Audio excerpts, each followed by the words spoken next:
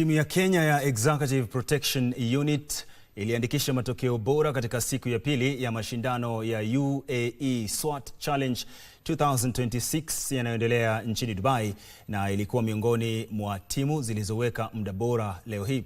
Mashindano hayo ya UAE SWAT Challenge yamevutia jumla ya timu 109 kutoka kote duniani. Siku ya pili ya mashindano ya UAE SWAT Challenge 2026 ilizipa timu 109 fursa nyingine tena kuonesha uwezo wao wa kuokoa mfungwa, ambapo timu hizo zililazimika kutumia afisa mmoja kumwondoa adui mmoja aliye nje ya jengo la mfungwa kwa kumlenga shabaha kutoka juu ya jengo, huku wenzake wakiingia kwenye jengo hilo na kumwokoa mfungwa wao. Timu ya Kenya Executive Protection Unit ilitumia muda wa dakika 1 sekunde 20.46 kumaliza hatua hizo zote, huku ikishinda baadhi ya timu bora duniani.